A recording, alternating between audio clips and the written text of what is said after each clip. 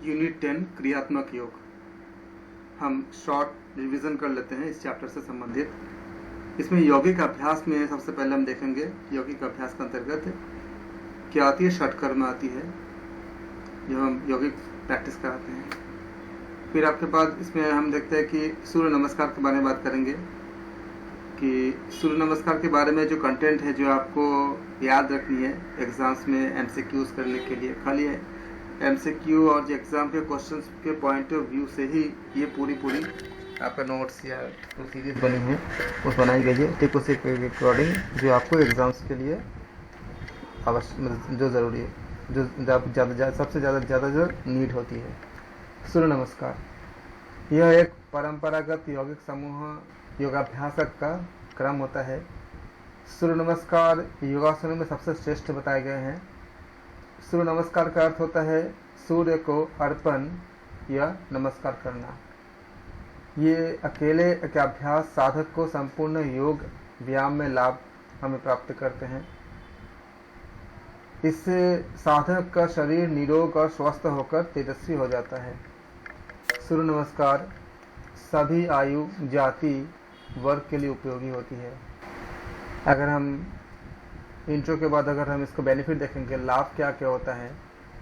सूर्य नमस्कार एक बहुत ही उत्तम प्रकार का कार्डियोवास्कुलर व्यायाम होती है। बहुत ही ज़्यादा अच्छा व्यायाम होती है कार्डियो के लिए। सूर्य नमस्कार से कब्ज और उदर संबंधी जो विकार होते हैं वो नष्ट हो जाते हैं। सूर्य नमस्कार से पाचन तंत्र की क्रियाशीलता को वृद्धि मिलती है, यानी बढ़ाता है। एमसीक्यूज में देखो आप इसी से संबंधित एमसीक्यूज पूछे जाते हैं या उसमें ऐसे ही क्वेश्चंस इसमें कंटेंट होते हैं। इसमें शरीर के जोड़ों और मांसपेशियों को मजबूत करता है, मोटापे को दूर करता है। हम इसके पहले भी हम इस यूनिट के एमसीक्यूज कर चुके थे और हमने टेस्ट सीरीज कर चुके थे। सूर्य नमस्कार के बारे में जब भी क्वेश्चन आए ये सारे कंटेंट उसमें आपका इंक्लूड होता है। कुछ हमें सावधानी रखनी चाहिए। सूर्य नमस्कार का तीसरी और आठवीं स्थितियाँ सर्वाइकल और स्लिप डिस्क वाले रोगियों के लिए वर्जित है। तो एग्जाम में अगर ऐसे आ जाए कि कौन कौन से नंबर से अगर पूछे जाए तो आप बोलोगे तीसरी और आठवीं स्थिति जो आपका जो पॉस्चर होती है वो किनके लिए वर्जित है, सर्वाइकल और स्लिप डिस्क के रोगी के लिए उनको नहीं करना है। और अगर उच्च रक्तचाप यानी अगर हाई बीपी वाले कोई पेशेंट होते हैं तो उनको धीरे धीरे और योग शिक्षक के मार्गदर्शन के अनुसार ही करने चाहिए। इसके बाद आते हैं कि सूर्य नमस्कार का हम श्वसन क्रिया, मंत्र, चक्र और शारीरिक प्रभाव के साथ इसका हम डिस्कस करेंगे। आप लोग कॉपी पेन में सारा नोट करते जाइए। एग्जाम में इनमें से चाहे आपको हो सकता है कि मंत्र पूछ लेंगे या चक्र पर ध्यान पूछ लेंगे या बॉडी के कौन से स्थिति, कौन से पोस्चर का किस जगह पर क्या असर पड़ता है ये पूछ लेंगे। इसलिए आप बहुत ध्यान से इनको आप नोट करेंगे। पहला क्या आपका आसन में क्या आपका देखो आसन क्या सबसे पहले क्या होती है पोस्चर, प्रणाम आसन जो हम प्रणाम मुद्रा में करते हैं, नमस्कार मुद्रा में करते हैं। ये आपका स्थिति होती है। डायग्राम के साथ हो सकता है कि डायग्राम दे देंगे आपको और पूछे जाएंगे कि इसका बताइए कौन सा नंबर पोस्चर है। तो जैसे प्रणाम आसन है ये आपका नंबर 1 पहला पोस्चर है। श्वसन क्रिया में क्या होती है, सामान्य प्रार्थना मुद्रा में होती है, इन्वोक करते हैं। मंत्र याद रखेंगे, मंत्र से संबंधित एक क्वेश्चन पूछने की बहुत संभावना होती है, ओम मित्राय नमः। चक्र का ध्यान क्या होती है आपका, हृदय चक्र यानी अनाहत चक्र। शरीर के अंगों पर कैसे प्रभाव पड़ती है, कहाँ पड़ती है, हेड पर, नेक पर, चेस्ट पर, शोल्डर पर और नर्व सिस्टम पर। सेकंड क्या है आपका हस्त उत्तान आसन। पॉस्चर कैसे बनती है, ये आपका पॉस्चर है। आप लोग जानते हो, करते हुए आए हो, लेकिन तब भी एग्जाम में इसको आप याद रखेंगे। एग्जाम में कैसे भी घुमा के आ सकते हैं, खाली आपको डायग्राम दे देंगे, डायग्राम देख कर भी आपको पूछे जा सकते हैं। श्वसन क्रिया क्या होती है, सजगता पूर्वक श्वास लेने होते हैं, इंटेंट इनहेल करते हैं। मंत्र क्या होती है, ओम रवये नमः। चक्र पर ध्यान क्या होती है, विशुद्धि चक्र पे। शरीर के अंगों पर प्रभाव कहाँ पे होती है? स्टमक पर, हेड पर, चेस्ट पर, शोल्डर पर, लोअर एब्डोमेन पर और लेग नर्वस पर। ये आप इनको याद रखेंगे और आप लोग इसको लिख लीजिए कॉपी में। थर्ड है, तीसरा नंबर पे है पाद हस्तासन। ये पॉस्चर जानते हैं आप लोग। समर्पण पूर्वक श्वास को छोड़ना, ये आप जरूर से याद रखना। समर्पण पूर्वक क्या होती है? सांस को छोड़ना होता है। इसके किसका अंतर्गत होती है आपका? थर्ड नंबर पे क्या है आपका? श्वसन क्रिया जब करते हैं हम, कैसे करते हैं? डायग्राम के बाद ये श्वसन क्रिया का आपका जो आपका कंटेंट है, कैसे करते हैं? समर्पण पूर्वक हम सांस को छोड़ते हैं, सरेंडर एक्सेल। मंत्र क्या है? ओम सूर्याय नमः। स्वादिष्टान चक्र, head, stomach, chest, shoulder, abdomen और लेग वेन्स। अगला पार्ट है अश्व संचालन, चौथा। पॉस्चर आपका ये होंगे, आप इनहेल करते हो ओम भानुवे नमः। आज्ञा चक्र पे, चक्र के साथ क्वेश्चन बहुत बार पूछे गए हैं, सूर्य नमस्कार का जो भी क्वेश्चन पूछे गए हैं याद रखना। लेग, एब्डोमेन, शोल्डर, नेक और फिंगर्स, ये इसका जो प्रभाव पड़ती है शरीर पर। पांचवा पॉस्चर क्या है? 5 नंबर दंडासन। ये आपका पॉस्चर होता है, एक्सेल करते हो, सांस छोड़ते हो। ओम खगाय नमः मंत्र है। मूलाधार चक्र पर इसका प्रभाव पड़ती है, शोल्डर और आपका हैंड्स, लेग, फुट इत्यादि भी होती है। 6th पॉस्चर क्या होती है? अष्टांग नमस्कार। ये पॉस्चर होती है, अवेयरनेस के साथ हम इनहेल करते हैं, यानी सजगता पूर्वक हम श्वास लेते हैं। ओम पुष्टे नमः। चक्र कौन सी है? Manipura chakra. Legs, lower abdomen, head for the entire body. Bhujangasana अब जानती हो, कोबरा पोज भी कहते हैं इसको इंग्लिश में, स्नेक पोज भी कहते हैं। भुजंगासन सबसे शुद्ध नाम है। श्वास छोड़ना, जैसे आप अपवर्ड की तरफ जाते हो, एक्सेल करते हो। ओम हिरण्य गर्भाय नमः। मंत्र को जरूर याद रखना और किस चक्र पर असर पड़ता है, एग्जाम में इसी से बहुत क्वेश्चन मतलब जब भी क्वेश्चन पूछे गए हैं इसका संबंध जरूर रहा है हमेशा। और बॉडी पार्ट में कहाँ पे असर पड़ता है इसको आप याद रखोगे, ये बहुत हेल्प करता है। नेक पर जब आप भुजंगासन में जब आप ओम आपसे 7 पॉस्चर में 7वें पॉस्चर में जब जाते हो, भुजंगासन करते हो, उस समय मंत्र क्या होती है? ओम हिरण्य गर्भाय नमः। स्वादिष्टान चक्र, साथ में नेक, लोअर स्पाइन और स्टमक, लेग्स, इनके इसका असर पड़ता है। 8वां क्या है? पर्वतासन। ये पॉस्चर होती है, आप श्वास लेना छोड़ना दोनों करते हो, एक्सपैंड करते हो, इनहेल और एक्सेल। मंत्र क्या है? ओम मारीचाय नमः। किस जगह पे वर्क करती है? विशुद्ध चक्र पे। लेग, हैंड और बैक पे वर्क करती है। चक्र का नाम और मंत्र दोनों याद रखेंगे। 9th क्या है आपका? अश्व संचालन।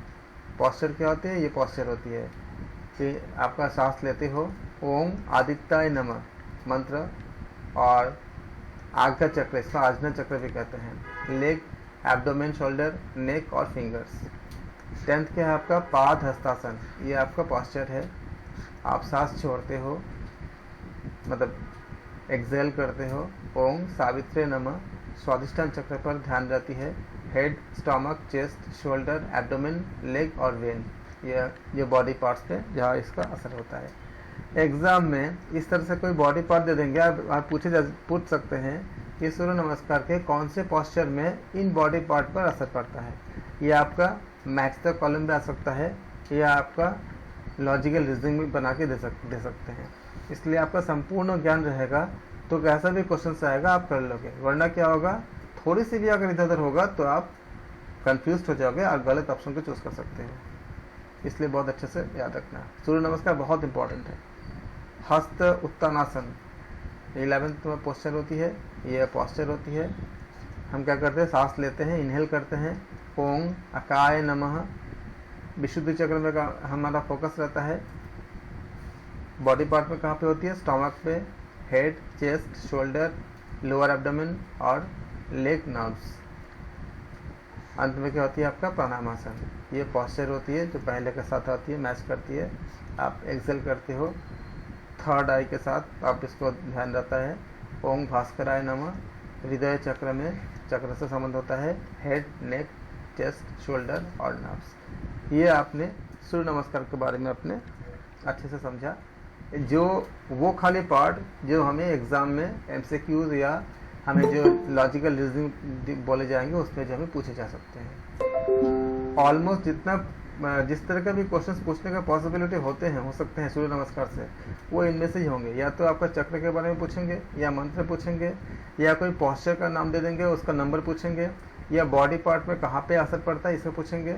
इसलिए आप इसके अगर अच्छे से रेडी करते हो तो सूर्य नमस्कार का जो क्वेश्चन होंगे वो आपसे अच्छे से निकल जाएगा, बहुत अच्छे से कर लोगे आप।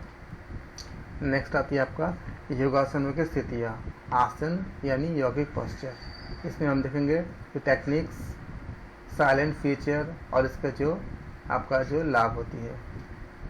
स्थिर सुखम आसनम, स्थिर सुखम आसनम ये पतंजलि योग सूत्र में है, अर्थात स्थिरता पूर्वक सुख के साथ जिस स्थिति में बैठा जा सकता है उसको हम क्या कहते हैं, वह आसन है।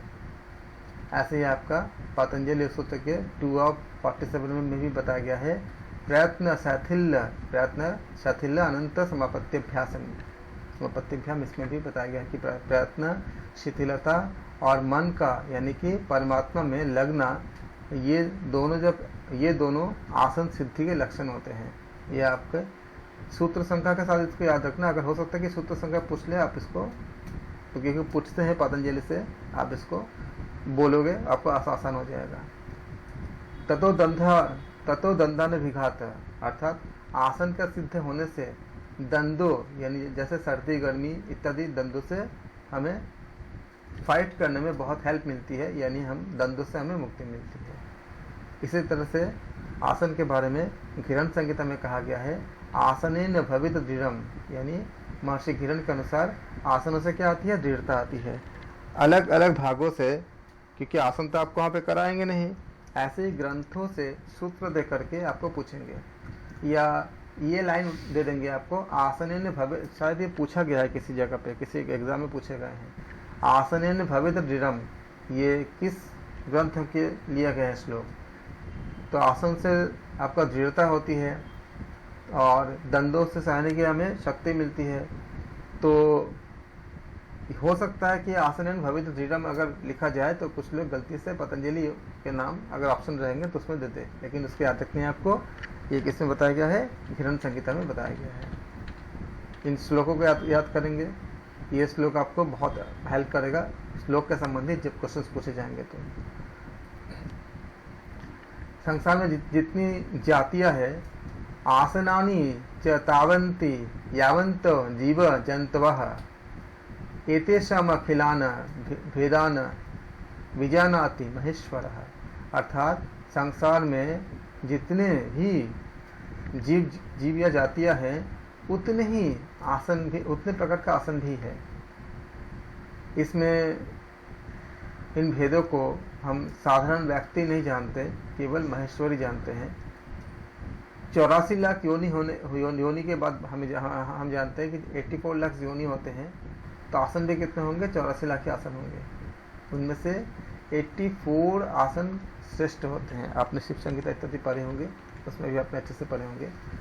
अब आपको एग्ज़ाम में आप लोगों का बहुत से एक आपका ये था कि आपको कंपैरेटिव बताया जाए जिससे आपको याद करने में आसानी हो, तो उसी के लक्ष्य को पूरा करते हुए हमने इस चीज़ को आपको मैं बता रहा हूँ।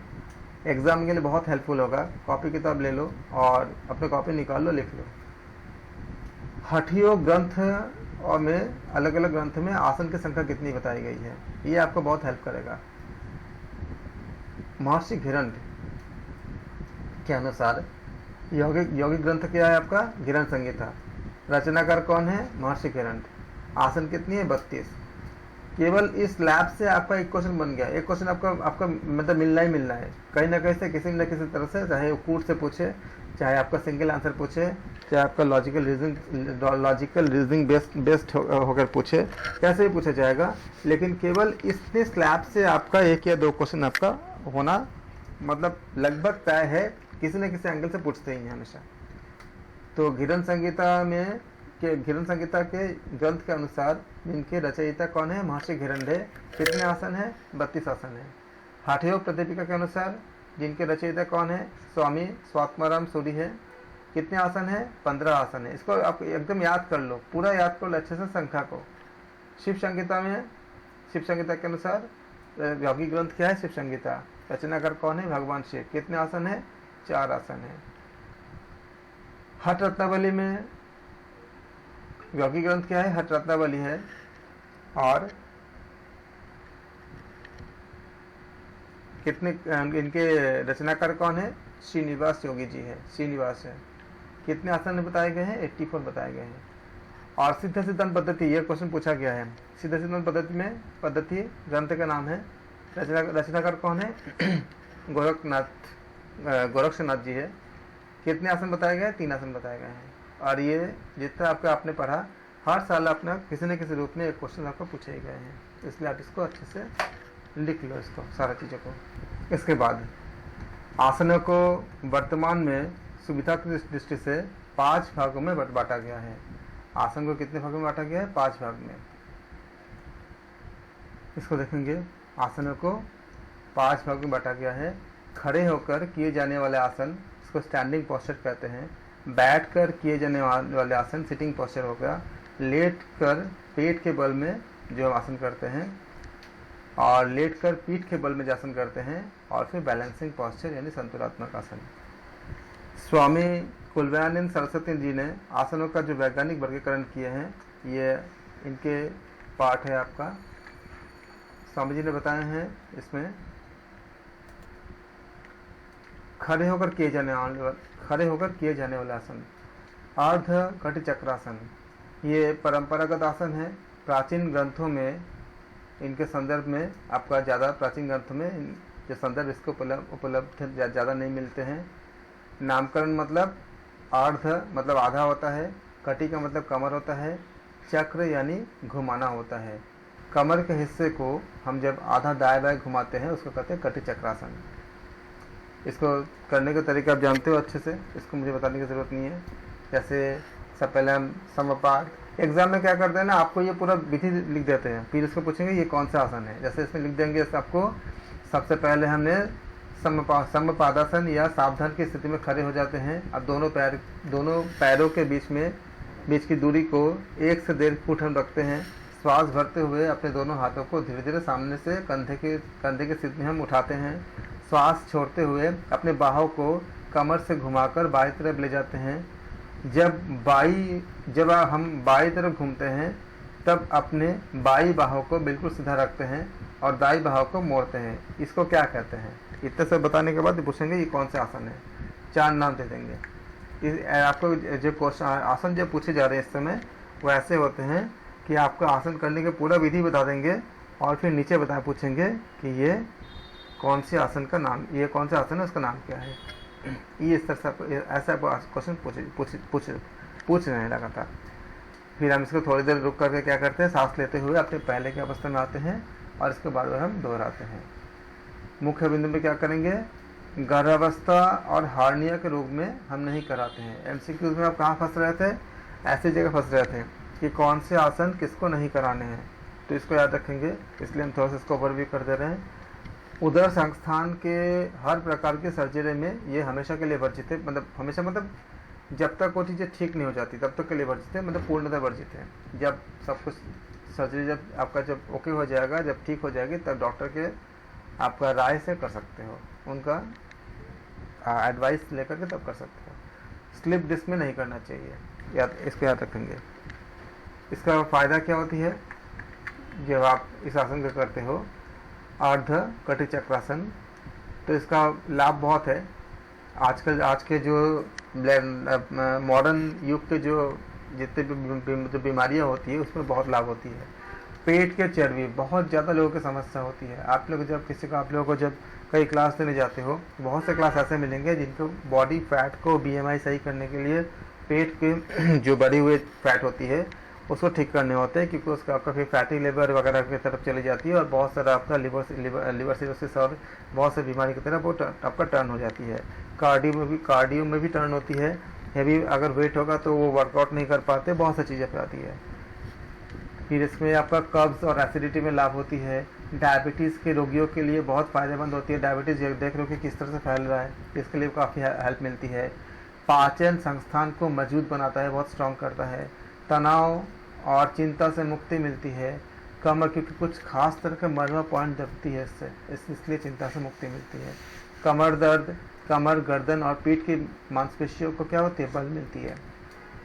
शरीर में क्या होती है, हल्कापन बढ़ता है और आलस्य खत्म हो जाती है। ये उनके लिए भी बहुत लाभप्रद होती है जो एक स्थान में बैठकर बहुत लंबे समय जब काम करते हैं। जैसे आप किसी को अगर क्लास देने जाते हो तो उनका आप पूछते हो कि वो उनका शेड्यूल क्या है, उनका वर्क हैबिट क्या है। अगर कोई कंप्यूटर में बहुत लंबे समय काम कर रहे हैं या दुकान में काम कर बैठे हुए हैं, बैठ के काफ़ी लंबे समय उनको बैठना पड़ता है, तो उनके लिए भी उनको करा सकते हो। उनके लिए बहुत हेल्पफुल होती है, उनके बॉडी में एक्टिविटी बनी रहती है। तो ये आपको बहुत ही ज़्यादा अच्छा और हेल्पफुल होता है।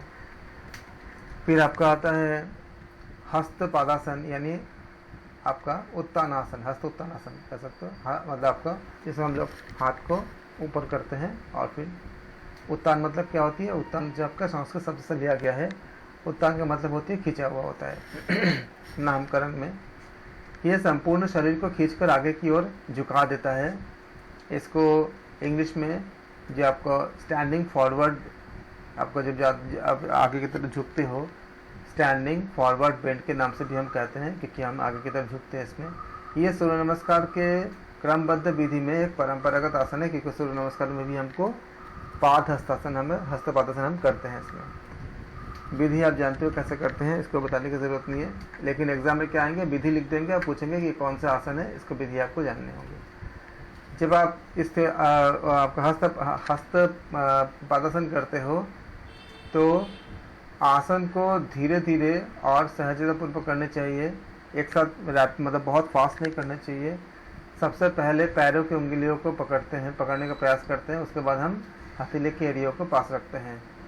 और फिर कहाँ किनको नहीं कराने होते हैं, कमर दर्द और हार्निया के रोगी को ये आसन नहीं कराने होते, याद रखेंगे।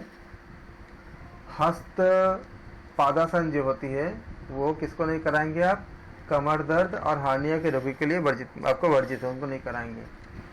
पेट या कमर में किसी एक प्रकार की अगर चोट होती है तो नहीं कराएंगे, या जिसका अगर कोई ऑपरेशन हुआ होगा, अगर हुआ है, या शल्य क्रिया के बाद इनको नहीं कराते हैं, याद रखेंगे। हाई या लो बीपी दोनों ही प्रकार के रोगी को इसको नहीं कराते हैं।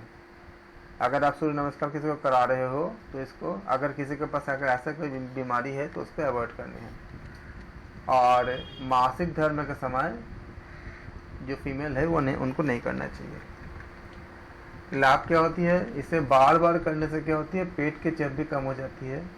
पेट और जो प्रजनन तंत्र होती है उसमें इसको ठीक करता है, बहुत हेल्पफुल होता है रिप्रोडक्शन आपका जो सिस्टम के लिए और डाइजेशन सिस्टम के लिए। मेरुदंड को स्पाइनल कॉर्ड को क्या करते हैं, बहुत स्ट्रॉन्ग करता है, शक्तिशाली करता है और बहुत लचीला करता है। और जानते हो स्पाइन जितना लचीला होता है उतना क्या होता है आपका, आप उतनी यंग होते हो। पूरे शरीर में रक्त संचार को बढ़ाता है। अगर आपको किसी को अगर आप ऐसा कुछ करने की कोशिश कर रहे हो कि किसी को, अगर जैसे आप देखते हो ना कि बॉलीवुड वगैरह में लोग बहुत ज़्यादा एज होने के बाद भी उनको एज दिखता नहीं है, और आज इस समय काफ़ी लोग ऐसे बॉलीवुड में जिनका एज काफ़ी ज़्यादा है, दिखता नहीं है, क्योंकि उनमें से मैक्सिमम लोग ही क्या करते हैं, किसी न किसी प्रकार से योग से जुड़े होते हैं। और स्पाइन जितना फ्लेक्सिबल होंगे, एज उतनी कम महसूस होगा, आप उतने जवान आप दिखोगे। इसलिए ये आसन बहुत हेल्पफुल होता है। अगर आप किसी के लिए ये काम करते हो, उनको अगर मतलब एजिंग इफेक्ट के लिए अगर उनको कोई योगा टीचर अगर हायर करते हैं तो आप इनको करा सकते हो। आँखों के नीचे जो काला घेरा होता है वो भी आपको दूर करता है। अनिद्रा जो रोग होती है इसमें भी ये बहुत हेल्पफुल होता है। तो आप लोगों ने इसको नोट कर लिया। ऐसे हमने जो आसन के जो बेनिफिट है, इन बेनिफिट का हम हर सीरीज़ के साथ साथ आपको बताएंगे कि ये बहुत आसान है। सिलेबस में जितने आसान है उन सब के इस तरह से आपको उसको किनको करना चाहिए, किनको नहीं करना चाहिए, और कंडीशंस क्या है और उनका बेनिफिट क्या है, और भी अगर कुछ विशेष बातें हो किसी खास आसन के साथ उसको बताएंगे, जिससे आपको MCQs करने में या एग्ज़ाम में इसके करीब, अगर एक यूनिट पूरा है, आपका यूनिट 10th है, तो अगर 1 यूनिट अगर देखेंगे तो लगभग आपके 1 यूनिट से 8-10 क्वेश्चन पूछे जाते हैं। 10 क्वेश्चन मतलब बहुत ज़्यादा वेटेज हो गया इसका, पूरे आपका 10% का वेटेज हो गया। 10% बहुत है, मतलब आपका 100 क्वेश्चन में से अगर 10 क्वेश्चन आते हैं तो यहाँ तक हमने किया है इसमें। अब हम थोड़ा सा MCQs करेंगे और आप MCQs करने के बाद फिर से आप इसको अगले क्लास में हम इसके बाद के जितने आसन उसको हम रिपीट करेंगे। अब बताएं, क्वेश्चन है शवासन से निम्न समस्या दूर होती है। सबको स्क्रीन दिख रही है ना? शवासन से निम्न समस्या दूर होती है। कौन सी समस्या? क्रोध, चिड़चिड़ापन, अवसाद या ये सारे? सारे एग्जैक्टली। अगला क्वेश्चन, शवासन गर्भवती महिलाओं के लिए वर्जित है, लाभकारी है, अनुपयोगी है या इनमें से कोई नहीं? तो लाभकारी है। सेतु बिल्कुल। सेतु बंधासन से निम्न तंत्रों का लाभ होता है, रक्त परिसंचरण, पेशी, तंत्रिका या उपयुक्त सभी? उपयुक्त सभी, बिल्कुल सही। अगला क्वेश्चन है आपका, वृक्षासन से निम्न की प्राप्ति होती है, एकाग्रता, स्थिरता, दृढ़ता या उपयुक्त सभी? तो क्या होती है? वृक्षासन से उपयुक्त सभी सही है, करेक्ट। अगला क्वेश्चन, वृक्षासन से दूर होता है मानसिक तनाव, शारीरिक तनाव, विचलन या उपयुक्त सभी? सभी, बिल्कुल सही है। अगला क्वेश्चन, गरुड़ासन निम्न समस्या में लाभकारी होता है, साइटिका में, गठिया में, उपयुक्त दोनों या दमा में? तो क्या हो जाएगा? उपयुक्त दोनों में, बिल्कुल सही। गरुड़ासन का मानसिक लाभ क्या होती है? स्थिरता, एकाग्रता, आत्मविश्वास या उपयुक्त सभी? सभी से, बिल्कुल सही। अगला क्वेश्चन, नमस्कारासन का निम्न फल है, चेतना संचार, सकारात्मकता, आशावादी प्रवृत्ति, उपयुक्त सभी? बताए कौन सा है? बिल्कुल सही है। अगला क्वेश्चन, टिड्डी का अर्थ क्या होती है? टिड्डा, जुगनू, तितली या मकड़ी? सर टिड्डा, जुगनू। टिड्डी भाषण के लिए पूर्वाभ्यास, हाँ टिड्डी का अर्थ जो है टिड्डा जुगनू होती है। टिड्डी भाषण के लिए पूर्वाभ्यास क्या होती है? कुक्कुटासन, तौलंगासन, वृक्षासन या शवासन? कुक्कुटासन, कुक्कुटासन। उसके पहले क्या करते? कुक्कुटासन। टिड्डी भाषण के लिए पूर्वाभ्यास क्या होती है आपका? क्वेश्चन रिपीट हो गया, एक ही क्वेश्चन था। अगला क्वेश्चन, टिड्डी भाषण का मानसिक लाभ क्या होती है? स्थिरता, एकाग्रता, संतुलन या उपयुक्त सभी? तीनों भी, बिल्कुल सही। सारे आपका जो है इसमें लाभ होती है। अगला क्वेश्चन, नटराज आसन के द्वारा क्या होती है, क्या दूर होती है? कमर दर्द, सर्वाइकल स्पॉन्डिलाइटिस, उच्च रक्तचाप, उपयुक्त सभी? सभी, बिल्कुल सही है। अगला क्वेश्चन, नटराज आसन से निम्न शरीर तंत्रों का लाभ होता है, किसको? रक्त परिसंचरण को, अंतःस्रावी को, पेशी को या ये सारे? सभी, बिल्कुल सारे। श्वास प्रश्वास पर ध्यान लगाने से निम्न वृद्धि होती है, एकाग्रता, मानसिक विचलन, उद्वेग या अनियमन? तो एकाग्रता, वेरी वेरी गुड। यही तो है कि आपने कितना सोच के समझ के आंसर दिया, वेरी गुड। क्योंकि बाकी सब नकारात्मकता है, नकारात्मक उद्वेग, मानसिक विचलन, अनियमन, ये सब नेगेटिव है। एक ही पॉजिटिव है, एकाग्रता। चरणबद्ध श्वास की निम्न अभ्यास में महती भूमिका है, यम, नियम, ध्यान, उपयुक्त में से कोई नहीं? सर इसका रहेगा ध्यान रहेगा सर, मैं कंफ्यूज हूँ। ध्यान नहीं, आप सोचे कि चरणबद्ध श्वास की भूमिका किसमें है? श्वास की निम्न अभ्यास से महती भूमिका। महती क्या होता है सर? इम्पोर्टेंट, महत्वपूर्ण, महती भूमिका। पता नहीं सर, ये मैं कंफर्म नहीं हूँ और ये क्वेश्चन भी मेरे लिए पहली बार ही आया है। ध्यान बराबर। जब ध्यान लगाते तभी तो आप बोलते हो ना कि आप सांसों का ध्यान रखो, बोलते हैं ना सांस आपका ऐसा होना चाहिए, इस तरह का नहीं होना चाहिए। यम नियम पे तो आप सांस का ध्यान नहीं रखते हो, ये तो डिसिप्लिन होती है यम नियम। अगला क्वेश्चन, अगर आपको नहीं आता है, हाँ जी,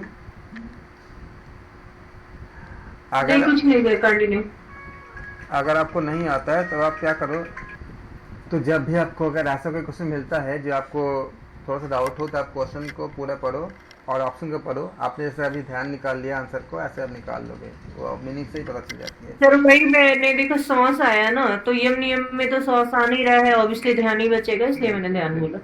प्राणायाम के अभ्यास में सांसों के लयबद्धता का फल क्या होती है? यथोचित चयापचय, श्वासों का संतुलन, प्राण शक्ति में विस्तार, ये सारे बिल्कुल सारे होते हैं प्राणायाम में, जो लयबद्धता में सारे होते हैं। प्राणायाम करने से श्वासों के लयबद्धता के फलस्वरूप क्या होता है? मानसिक प्रबलता, हार्मोन्स का यथोचित स्राव, मानव शारीरिक नियमन, ये उपयुक्त सभी। इसमें क्या हो जाएगा आपका?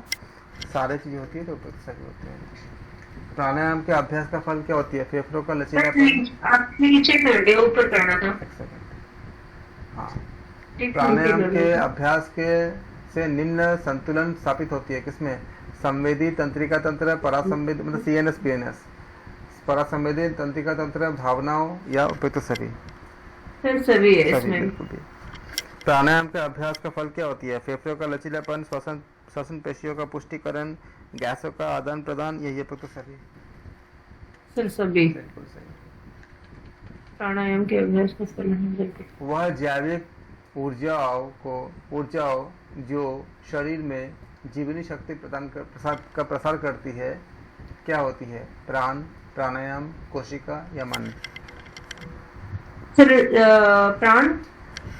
बहुत अच्छे, वेरी गुड। सामान्यतः प्राणायाम से निम्न रोग में लाभ होता है? अस्थमा, ब्रोंकाइटिस, अग्निमांद्य, या ये सारे? सर सभी। बिल्कुल सही।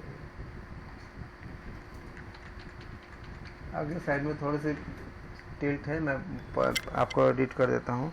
प्राणायाम से पाचन संबंधी निम्न समस्या का समाधान होता है। किसका? अग्निमांद्य का, कब्ज का, गैस का, या सारे? सभी। बिल्कुल सही। प्राणायाम का चरण क्या होती है? पूरक, कुंभक, रेचक, या ये सारे? सभी। बिल्कुल। अगला क्वेश्चन, प्राणायाम में निम्न मुद्रा उपयोगी होता है? कौन से? प्रणव, ज्ञान, उपयुक्त दोनों, या विपरीत करनी? सर दोनों में। दोनों में होंगे। हाँ जी सर, वैसे तो ज्ञान मुद्रा ज्यादा लेते हैं, लेकिन प्रणव मुद्रा भी लिया जाता है। प्राणायाम में क्या होती है आपका? प्रणव मुद्रा भी होती है, ज्ञान मुद्रा भी होती है। तो क्या होगा? अगला क्वेश्चन, प्राणायाम करना चाहिए खाली पेट, भोजन के तुरंत बाद, कभी भी, अनिश्चित? सर खाली पेट। बिल्कुल। आप लोग क्लासेस देते हो ना, इसलिए आप लोगों को बहुत अच्छा सब चीज़ें पता है। पूर्णतः पारंगत होने पर प्राणायाम पर निम्न बंध उपयोगी होता है। कौन सा? जालंधर, उड्डयन, मूल, ये उपयुक्त सभी? सर सभी। अगला क्वेश्चन, प्राणायाम में उपस्थित होने वाली प्रमुख बाधा क्या होती है? स्त्यान, व्याधि, अनुचित आहार विहार, उपयुक्त सभी? सर सभी। बिल्कुल। अगला क्वेश्चन, प्राणायाम में उपस्थित होने वाली मानसिक बाधा क्या होती है? अविरति, चंचलता, भ्रांति, ये उपयुक्त सभी? सर सभी। बिल्कुल सही। अगला क्वेश्चन, नाड़ी शुद्धि प्राणायाम का एक अन्य नाम क्या होती है? अनुलोम विलोम, भस्त्रिका, भ्रामरी, या शिथिली? अनुलोम विलोम। बिल्कुल सही। अगला क्वेश्चन, पारंगत होने के उपरांत नाड़ी शुद्धि प्राणायाम कितने समय तक किया जा सकता है? 15 मिनट, 20 मिनट, 25 मिनट, या 30 मिनट? सर कंफर्म नहीं हूँ, बट 15 मिनट। पारंगत होने के उपरांत नाड़ी शुद्धि प्राणायाम के 30 मिनट सर, 30 मिनट। पारंगत होने के बाद जो बताया जाती है 20 मिनट बताई जाती है कि 20 मिनट तक कर सकते हो आपका, लेकिन ये एक आपका कंटेंट के अकॉर्डिंग प्रैक्टिकल लाइफ में वेरी करता है। प्रैक्टिकल लाइफ में जो है वो आपको उसमें वो डिपेंड करता है, लेकिन कुछ कंटेंट के हिसाब से जो आपका फिगर है वो फिगर 20 मिनट है, लेकिन रियल लाइफ में जो है वो पेशेंट के अकॉर्डिंग आपको डिसीजन लेने पड़ते हैं। नाड़ी शुद्धि प्राणायाम से निम्न का विकास होता है। बाबा रामदेव जी के यहाँ तो लोग और भी बहुत लंबे समय तक करते हैं, इसलिए जो पेशेंट होते हैं उनके अकॉर्डिंग डिसीजन लेने पड़ते हैं उस समय। नाड़ी शुद्धि प्राणायाम से निम्न का विकास होता है। एकाग्रता, तार्किकता, चिंतन क्षमता, ये उपयुक्त सभी सर। बिल्कुल। अगला क्वेश्चन, नाड़ी शुद्धि प्राणायाम का आध्यात्मिक लाभ क्या होती है? ईरा पिंगला शुद्धि, सुषुम्ना क्रियाशीलता, चक्र, जागरण, ये उपयुक्त सभी।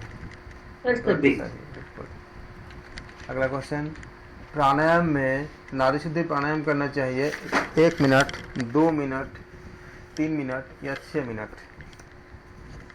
Not sure sir. ठीक है, 3 मिनट बिल्कुल सही है। प्रारंभ में नाड़ी शुद्धि प्राणायाम हमें 3 मिनट ही करना चाहिए। भस्त्रिका का अर्थ क्या होती है? लोहार की धौकनी या चमक या ललाट या शुद्धि? ए, लोहार की धौकनी। प्रचलित विधि के अनुसार भस्त्रिका प्राणायाम में क्या समाहित है? वातक्रम, कपालभाति, उज्जाई, उपयुक्त दोनों या व्युत्क्रम कपालभाति? सर दोनों भी। उपयुक्त दोनों। प्रचलित विधि के अनुसार भस्त्रिका प्राणायाम में वातक्रम, कपालभाति और उज्जाई। मात्र शारीरिक लाभ हेतु भस्त्रिका के कितने फेरे प्रतिदिन करना चाहिए? 3, 4, 5 या 6? 4। शारीरिक लाभ हेतु भस्त्रिका के कितने? 5। मात्र केवल शारीरिक लाभ हेतु भस्त्रिका 5 के पर 3 5 ब्रेथ में ना? खाली शारीरिक लाभ हेतु आपको जो बताया जाती है वो बाकी सब मिला के होते हैं इसमें। आध्यात्मिक लाभ हेतु भस्त्रिका के कितने फेरे करने चाहिए? 6, 12, 18 या इनमें से कोई नहीं? 6। आध्यात्मिक लाभ के लिए भस्त्रिका के 18 फेरे करने चाहिए। ओके सर, इसका एक्सपीरियंस और लूंगी आप, थोड़ा सा रुकिए ना। चलिए ये वाला भी लास्ट वाला भी पता है। सूर्य भेदी प्राणायाम में पूरक निम्न नासिका से की जाती है, किससे? दाहिने से, बाएं से, उपयुक्त दोनों में से या किसी से भी? दोनों से भी सर। सूर्य भेदी में पूरक कहाँ से दोनों से करते हो भाई? 1 मिनट सर, दाहिने से, सॉरी एक्सहेलेशन और इनहेलेशन पूरक। सूर्य भेदी प्राणायाम में पूरक क्या होती है? हम राइट से करते हैं, दाहिने से करते हैं। सूर्य भेदी प्राणायाम प्रारंभ में कितने फेरे करने चाहिए? 2 से 3, 3 से 5, 5 से 10 या 10 से 15? शुरू में 5 से 10। बिल्कुल सही। सूर्य भेदी प्राणायाम फेरे में कितना होना चाहिए? 5 to 10। सूर्य भेदी प्राणायाम से ये रोग दूर होते हैं, कौन से? गाठिया, मोटापा, जुकाम, ये सारे? सर सभी। बिल्कुल सही। अगला क्वेश्चन, उज्जाई का अर्थ क्या होती है? उच्च स्वर में उच्चारित, यश की ओर ले जाना, उपयुक्त दोनों या ज्ञान प्राप्ति का साधन? सर दोनों भी। बिल्कुल सही। अगला क्वेश्चन, उज्जाई प्राणायाम में पूरक निम्न नासिका छिद्र से की जाती है, किससे? दाहिना, बाएं, उपयुक्त दोनों या किसी से भी? सर उज्जयी प्राणायाम की बात कर रहे हैं ना? तो ये तो दाहिने बाएं दोनों से एक्सहेलेशन होता है, तो क्या आ जाएगा? उपयुक्त दोनों जी। उज्जाई प्राणायाम में रेचक निम्न नासा छिद्र से की जाती है, दाहिने, बाएं, उपयुक्त दोनों या किसी से भी? बाएं। बिल्कुल। पूरक और रेचक। अगला क्वेश्चन, उज्जाई प्राणायाम में पूरक करते हुए संलग्न होते हैं क्या? नासा छिद्र, गला, फेफड़े या उपयुक्त सभी? सर तीनों। ये सही हो, तो क्या जाएगा? उपयुक्त सभी। अगला क्वेश्चन, उज्जाई प्राणायाम में पूरक के समय वायु ग्रहण की जानी चाहिए क्या? कहाँ से? मात्र नाक से, गले से रगड़ खाते हुए, मात्र फेफड़े से या मात्र मुख से? गले से रगड़ खाते हुए सर। गले से रगड़ खाते हुए। आज उज्जाई करते हो तो कैसे करते हो? वायु के ग्रहण में गले से रगड़ खाते हुए आता है ना, तभी ना फायदा होगा। नहीं तो फिर आपका कैसे, आपका जो थायराइड वगैरह, थायराइड इत्यादि में कैसे फायदा होगा? उज्जाई प्राणायाम सर एक बार बताइए मुझे, उज्जाई प्राणायाम में पूरक के समय है ना, वायु ग्रहण मतलब खींचने की बात कर रहे हैं ना? हाँ, जब खींचते हो ऐसा करते हो ना, वो तो अब मतलब ग्रहण करके करते हैं ना सब तो। हाँ, तो उज्जाई प्राणायाम में पूरक के समय वायु ग्रहण की जानी चाहिए। जब वायु को लेते हो अंदर तो कैसे लेते हो? गले को रगड़ खाते हुए लेते हो ना, ऐसा करते हो ना। ये उज्जयी प्राणायाम में निम्न अभ्यास भी समाहित होती है। कौन सी? ज्ञान मुद्रा, जालंधर मुद्रा, पद्मासन या उपयुक्त सभी? सर सभी। जालंधर उज्जयी प्राणायाम में क्या होते ज्ञान मुद्रा, थे? हाथ कहाँ रख, पद्मासना में बैठते हैं, हाथ इसमें रखते हैं ज्ञान मुद्रा में। सर सभी। सभी हो जाएगा। अगला क्वेश्चन, उज्जयी प्राणायाम करते हुए चेहरा होना चाहिए शांत, मुस्कुराता, सकारात्मकता, उपयुक्त सभी? सभी सर। बिल्कुल सही है। अगला क्वेश्चन, उज्जयी प्राणायाम में निम्न रोग से ग्रस्त व्यक्तियों के लिए वर्जित है। ये बहुत, इस तरह क्वेश्चन बहुत महत्वपूर्ण होते हैं आपके रियल लाइफ में भी, एग्जाम्स के लिए भी, हर जगह के लिए। किसको नहीं कराने चाहिए? क्योंकि वो बहुत ज़्यादा ज़रूरी होता है। फेफड़े, हृदय, पेप्टिक अल्सर या उपयुक्त सभी? किनको नहीं करना चाहिए? सभी को। इनको नहीं कराना चाहिए। फेफड़े, जिनके लिए ऐसे रोग, जिनको किसी फेफड़े का रोग हो, हृदय का रोग हो, पेप्टिक अल्सर हो, उनको मना करते हैं। उज्जयी प्राणायाम में निम्न अभ्यास भी समाहित होती है। आपका प्रणव जप, प्रत्याहार, ध्यान या उपयुक्त सभी? सभी। उज्जयी प्राणायाम से निम्न मानसिक समस्या दूर होती है। तनाव, अवसाद, निराशा निम्नांकित ऋतु में करना चाहिए। ग्रीष्म, शरद, शिशिर या हेमंत? सर ग्रीष्म। बिल्कुल, गर्मी में करते हैं। आपका ठंडक कब चाहिए होता है? जब गर्मी होती है। शीतलीय प्राणायाम निम्न रोगी हेतु वर्जित है। उच्च रक्तचाप, वात रोग, पित्त रोग या अति अम्लता? सर वात रोग के लिए। वात रोग। शीतलीय प्राणायाम प्रारंभ में कितनी आवृत्ति करना चाहिए? 3 से 5, 5 से 10, 10 से 20 या 20 से 25? सर 5 से 10। बिल्कुल। एक बात याद रखना, जब आप हमें जो टेक्स्ट में पढ़ते हैं ना, और आपका जो रियल लाइफ में जब आप पेशेंट को हैंडल करते हो, खुद को करते हो, थोड़ा सा अंतर आता है। ये बिल्कुल सही है, क्योंकि वो डिपेंड करता है पेशेंट को, पेशेंट टू पेशेंट। जैसे कपालभाति हमें टेक्स्ट में खाली कफ रोग से संबंधित ही हमें मिलती है कि कफ रोग के लिए उपयोगी है, लेकिन रियल लाइफ में ये सारा चीज़ के लिए उपयोगी होता है। लेकिन ऐसा हमें टेक्स्ट में नहीं मिलता। अगर हम वहाँ पे लिखेंगे तो हमारा आंसर गलत हो जाएगा, हमें नंबर नहीं मिलेंगे। लेकिन हकीकत में क्या होती है रियल लाइफ में, अब वास्तविक जीवन में वो सब में काम करता है। ऐसे ही यहाँ जो पढ़ रहे हो, कुछ चीज़ें ऐसी है, कई जगह पे ऐसा भी मिलता है कि कई आपको अलग अलग ग्रंथों में थोड़े थोड़े कंट्राडिक्शन भी मिल जाती है। तो उसलिए हमें, जहाँ पे हमें एग्ज़ाम में मार्क्स पाने होते हैं, हम ग्रंथों के नाम के मेंशन करके हम हम क्वेश्चन सॉल्व करते हैं, उसके अकॉर्डिंग हमें मार्क्स मिलते हैं।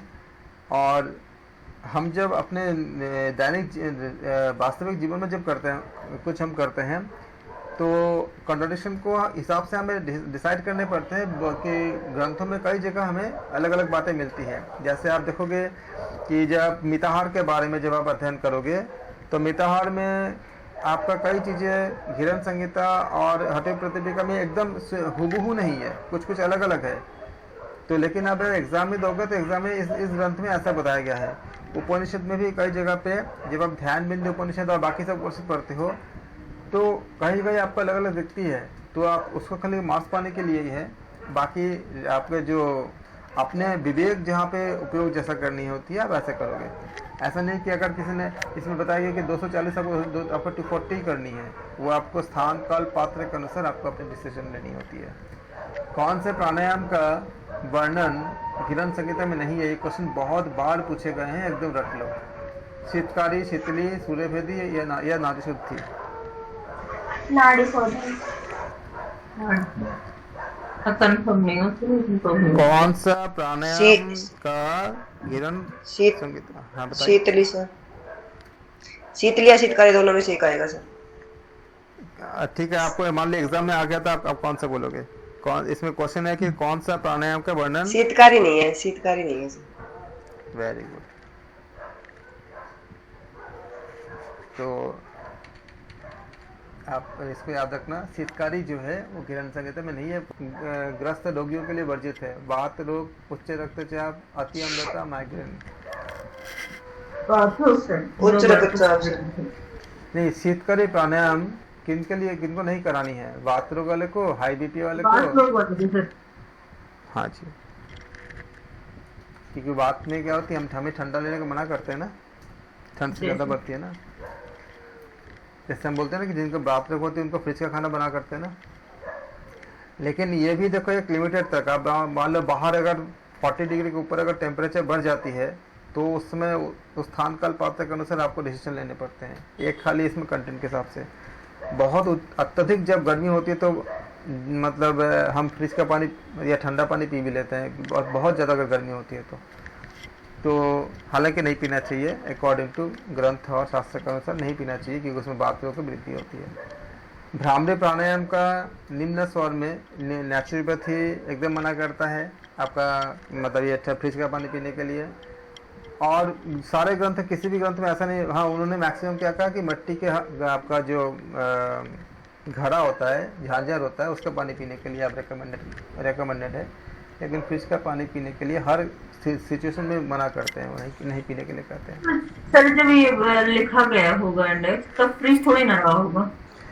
फ्रिज नहीं रहा होगा, लेकिन आपका उसके बाद भी जो अभी जो इसके बाद भी जो रिसर्च तो लगातार हो ही रहा है इसके ऊपर, और रिसर्च शोध होने के बाद जब हमारे सामने जो चीज़ें आ रही है, जैसे मान लीजिए कि खड़े होकर पानी नहीं पीना चाहिए, लिखा तो गया था बहुत पहले, इसके ऊपर 12 साल तक आपका पश्चिमी देश में शोध हुई है, होने के बाद जो कनेक्शंस मिली है वो एकदम चौंका देने वाली है कि इतनी सारे बीमारी की उत्पत्ति होती है अगर कोई खड़े होकर पानी पीता है। उसमें भी ये पाया गया है कि अगर फ्रिज का पानी अगर पीते हैं, एक तो फ्रिज का जो मैकेनिज्म है, अगर आप लोग केमिस्ट्री और टेक्नोलॉजी को आप जानोगे तो देखोगे कि उसका मैकेनिज्म भी ऐसा चीज़ होती है जो जिस तरह के गैसेस वगैरह बनती है, जिस तरह के गैस को निकाले जाते हैं, वो बॉडी के लिए अच्छी होती भी नहीं है, टेम्परेचर को जितना हम बिलो करने के लिए।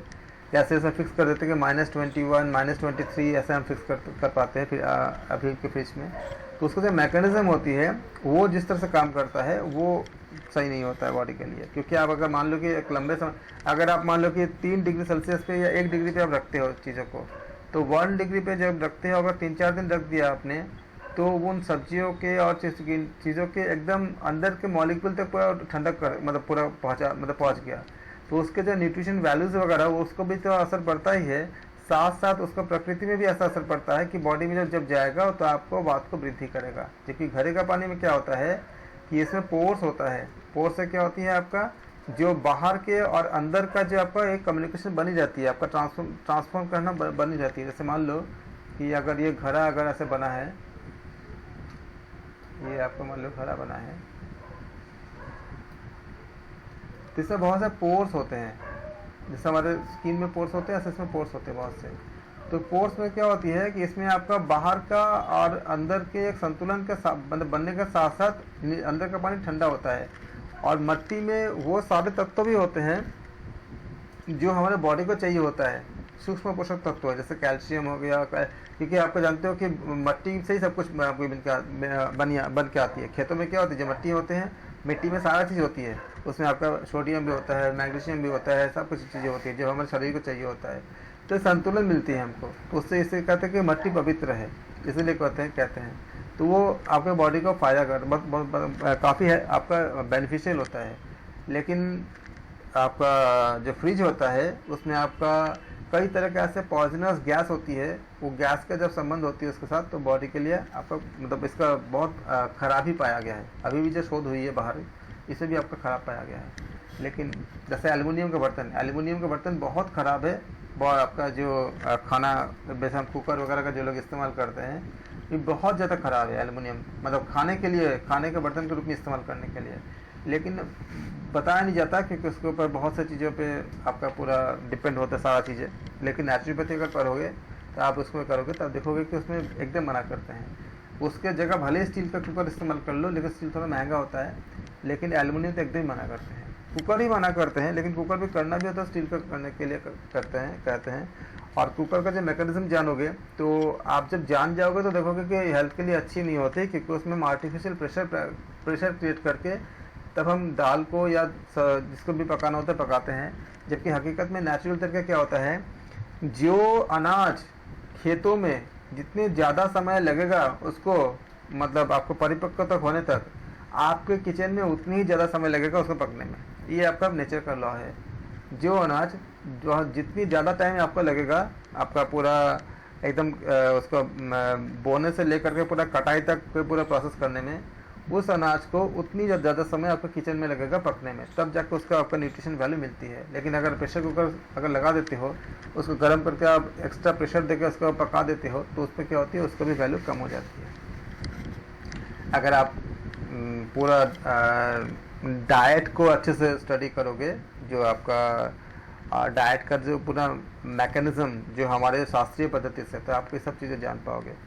आधुनिक विज्ञान के साथ साथ अगर आप इसको आयुर्वेदिक साइंस और आपका जो नेचुरोपैथी का जो साइंस है उसके साथ अगर एक्चुअल साइंस के साथ, ये खाली बोलने वाली बात के साथ नहीं, एक्चुअल साइंस को अगर आप जानोगे किस तरह से कोशिकाओं में जाकर असर करता है, इनके जो आपका बॉटनिकल नाम भी होती है हर हर्ब्स की, उसके अंदर का मैकेनिज्म क्या होती है, जब हम उसको ठंडा कर देते हैं तो उनके जो रूट्स के अंदर क्या असर पड़ती है। आप जानते हो कि जो जाइलम फ्लोएम होती है, जो आपका पूरा न्यूट्रिशन आपका जो फैक्ट्स होती है, जो न्यूट्रिशन वैल्यूज़ को पूरा कैरी कराता है, उसको अगर हम बहुत ज़्यादा कूल कर देंगे तो कैसे किस तरह का असर पड़ती है, ये सब जब जानोगे तो आप सब कुछ अच्छे से जान पाओगे। कभी अगर हम उसका क्लास करेंगे तो आपको पूरा बताऊंगा कि वो कैसे वर्क करती है। भ्रामरी प्राणायाम में निम्न स्वर के साथ श्वास निश्वास किया जाता है। किसके साथ? नर भौरा, मादा भौरा, उपयुक्त दोनों, या बिना स्वर के। सर प्रारंभिक अभ्यास में भ्रामरी प्राणायाम के कितने फेरे करने चाहिए? 2 से 5, 5 से 10, 10 से 15, 15 से 20। 2 से 5 सर। प्रारंभिक अभ्यास में भ्रामरी के 5 मिनट ही बताते हैं सर। 2 से ऐसा ज़्यादा नहीं पड़ेगा, आप कम से कम 5 तो करना ही चाहिए। ज़्यादा समय नहीं लगता भ्रामरी प्राणायाम का, ऐसे कोई भी कर सकता है। नॉर्मली 5 तो कम से कम करना ही चाहिए। ये क्लास की ये फ़ायदा ज़रूर होना चाहिए कि आप लोग आपके घर के एल्यूमिनियम का कुकर और एल्यूमिनियम के बर्तन को चेंज कर दो। वो भले ही आप बिना कुकर के खाना बनाओ, या अगले धनतेरस में या किसी ऐसे पर्व में आप लोग स्टील का कुकर खरीद लो, कुकर में करनी है तो। लेकिन एल्यूमिनियम तो बिल्कुल मत करो, बहुत ज़्यादा हानिकारक होती है। बंद कर रखे हैं सर। Very good. बाकी सब भी जो लोग वीडियो में देखेंगे, रिकॉर्डिंग देखेंगे, अपने घर में कम से कम ये काम कर लो, आप अपने हेल्थ को बहुत अच्छे कर लोगे लॉन्ग टर्म में आपके लिए बहुत, मतलब सब कुछ ऐसे करते हुए अभी आपका हेल्थ काफ़ी अच्छा रहेगा अगर आपने एल्यूमिनियम के बर्तन का आपने अवॉइड कर दिया तो। खाने के लिए खाली, बाकी तो सोचे ठीक है, जैसे हम बाकी बहुत इस्तेमाल होती है, जैसे आपका जो एरोप्लेन बनाने के लिए, पंख बनाने के लिए, और भी बहुत जगह भी बहुत इस्तेमाल होती है क्योंकि हल्का होता है और भी बहुत चीज़ें उसका फ़ायदा होता है। लेकिन खाने पीने के बर्तन के लिए लोग तो नहीं। पारंगत होने से, और ऐसे भी एल्यूमिनियम को जब हम गर्म करते हैं तो गर्म करने के बाद जो खाने के पदार्थों के साथ जो उसका रिएक्शन होती है वो बहुत ख़राब होती है, मतलब बॉडी के लिए बहुत ही ज़्यादा हार्मफुल होती है। पारंगत होने पर भ्रामरी प्राणायाम कितनी देर करना चाहिए? 2 से 5 मिनट, 5 से 7 मिनट, ये 5 नीचे हो जाएगा यहाँ पे, 5 से 7 मिनट, 10 से 15 मिनट, या 20 से 30 मिनट। ए अभी दोनों में से एक आएगा सर। 2 से 5 मिनट या 5 से 7। पारंगत होने के लिए, पारंगत होने के बाद क्या होना चाहिए? 10 से 15 सर। जब पारंगत एक्सपर्ट बन जाते हो तो। भ्रामरी प्राणायाम का निम्न लाभ होता है: हार्मोन संतुलन, अवसाद निवारण, उच्च रक्तचाप निवारण, उपयुक्त सभी। भ्रामरी प्राणायाम निम्न रोग में विशेष लाभ प्रदान करता है: उच्च रक्तचाप, निम्न रक्तचाप, अपच या अग्निमांद्य। उच्च रक्तचाप, हाई बीपी में बहुत अच्छा लाभ करता है। भ्रामरी प्राणायाम करते हुए कुंभक हो सकता है, अंत बाह्य, उपयुक्त दोनों, इनमें से कोई नहीं। सर दोनों हो सकते हैं इसमें। प्रणव ध्यान के विवेचन से संबंधित पौराणिक ग्रंथ क्या होती है? कौन सी है? पतंजलि सूत्र, हिरण संहिता, हठयोग प्रदीपिका, ये सारे सर। प्रणव ध्यान के विवेचन से संबंधित पौराणिक ग्रंथ क्या होती है आपका? ये सारे हो जाएंगे। प्रणव ध्यान का लाभ क्या होता है? शारीरिक स्वास्थ्य, मानसिक स्वास्थ्य, आध्यात्मिक उन्नति, ये सारे बिल्कुल।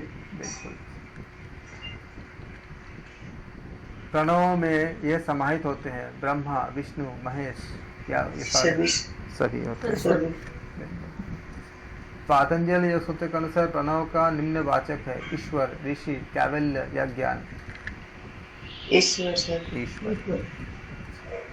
प्रणव के जप निम्न पूर्वक होना चाहिए, भाव, उद्भव, उच्च स्वर या निम्न स्वर। भाव के साथ सर। हाँ सोहम का अर्थात क्या होती है, ये क्वेश्चन पूछा गया है। मैं वही आत्मा हूँ, तुम में मैं हूँ, मेरा रूप तुम में है, मेरे भीतर अहंकार है। मैं वही आत्मा हूँ। मैं वही आत्मा हूँ। सोहम जाप का जाप किया जाना चाहिए प्रत्येक श्वास प्रश्वास में, या कभी कभी, या प्रातःकाल या सायकाल। सर प्रातःकाल। प्रत्येक श्वास एक श्वास प्रश्वास प्रश्वास में सोहम का जप करते हैं।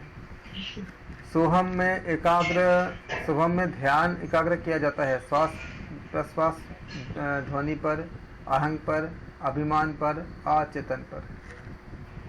श्वास प्रश्वास ध्वनि पर। बिल्कुल सही। अंतर मौन विधि का संबंध किससे होती है, मानसिक शांति, तटस्थता, प्रत्याहार, ये सारे सारे बिल्कुल। अंतर मन का संबंध सबसे होती है। अजपा जप में ध्यान किया जाता है सांसों पर, हृदय पर, गति पर या कंठ पर। सांसों पर। सांसों पर करते हैं। ध्वनि सर। अजपा जप के अंतर्गत विनियोग में समाहित क्या होती है, अनुष्ठान, जागरण, उत्थापन या उपयुक्त सभी। सभी सर। बिल्कुल सही। आध्यात्मिक दृष्टि से अजपा जप द्वारा निम्न एक्ट की अनुभूति होती है, जीव एवं आत्मा, जीव एवं ब्रह्म, जीव एवं शिव, उपयुक्त सभी। सभी सर। बिल्कुल सही। जाप की श्रेणी क्या क्या है, बैखरी, मध्यमा, पश्चिमती एवं परा या उपयुक्त सभी।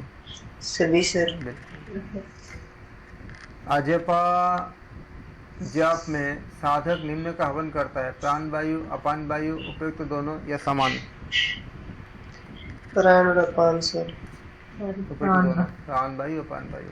अजपा जप के द्वारा प्राण और अपान की गति क्या होती है, सम, विषम, अनियंत्रित या प्रबल। सम सर। बिल्कुल सम सही है। अजपा का जप होता है बलात्, प्राकृतिक, हठपूर्वक या व्यक्तिपरक। प्राकृतिक सर। अजपा का जप क्या होती है, प्राकृतिक होती है, अपने आप ही होती रहती है। इसका जाप करने की जरूरत नहीं होती है, आपके मन में अपने आप ही जप चलती रहती है। अजपा तभी नाम है इसका। हम जपते नहीं है, अपने आप जप होती रहती है। धारणा में धारण किया जाता है किनको, मन, प्राण, बुद्धि या जीवन। प्राण को सर। बहुत अच्छा।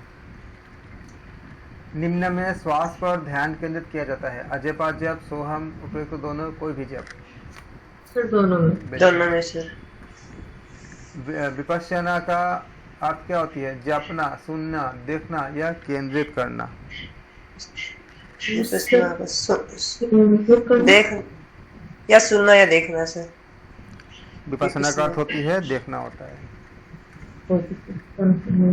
विपश्यना ध्यान निम्न परंपरा से संबंधित है, वेद, बौद्ध, जैन या नाथ। जैन से। बौद्ध।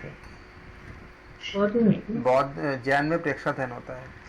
विपश्यना निम्न के लिए प्रथम चरण है, पंचशील, अष्टांगिक मार्ग, अजपा जप, उपयुक्त में से कोई नहीं। बिल्कुल पंचशील। विपश्यना द्वारा किया जाता है आत्मशुद्धि, आत्मनिरीक्षण, आत्मविश्लेषण या उपयुक्त सभी। बिल्कुल। विपश्यना से दूर किया जाता है संत्रास, उदासी, कलुषित भाव, उपयुक्त सभी। बिल्कुल। विपश्यना द्वारा निम्न रोग का उपचार होता है, अनिद्रा, रक्तचाप, मधुमेह, ये उपयुक्त सभी। बिल्कुल सही। विपश्यना में निम्न को देखा जाता है, श्वास लेना, श्वास छोड़ना, पेट को सिकुड़ना, फैलना या उपयुक्त सभी। बिल्कुल। विपश्यना के सिद्धांत के अनुसार एकमात्र सत्य क्या होती है, श्वास, ईश्वर, गहनता या प्रसार। श्वास। बिल्कुल सही। आनापान स्मृति अर्थात क्या होती है? नासिकाग्र देखना, श्वास प्रश्वास देखना, अनाहत चक्र देखना, आज्ञा चक्र देखना। सर ये न्यू है मेरे लिए, ये है क्या वो मुझे पता नहीं। अनुपात आनापान जो होती है स्मृति, इसका मतलब होती है श्वास प्रश्वास को देखना। जो विपස්සना में बोलते हैं ना कि आपने श्वास और प्रश्वास को देखिए, तो श्वास प्रश्वास को देखना कहते हैं, आनापान स्मृति कहते हैं उसको। आनापान मतलब प्राण और अपान, इसके बारे में बहुत विस्तार है, अभी हम खाली एमसीक्यूज में जा रहे हैं। आनापान स्मृति निम्न से संबंधित है: प्रेक्षा ध्यान, विपासना, योग निद्रा या सविता ध्यान। विपासना से। आज हमने यहाँ तक किया और इसके बाद हम कल की क्लास में इसके बात करेंगे, और भी कुछ हम शॉर्ट नोट्स भी हम डिस्कस करेंगे, और फिर हम एमसीक्यूज करेंगे। शॉर्ट नोट्स का कल एक ही लक्ष्य होता है कि आपको उस कंटेंट से एक बार रिव्यू कर देना, ताकि आप एमसीक्यूज ज़्यादा से ज़्यादा सही कर सको। आप सबका धन्यवाद, हम फिर कल करेंगे। Thank you sir.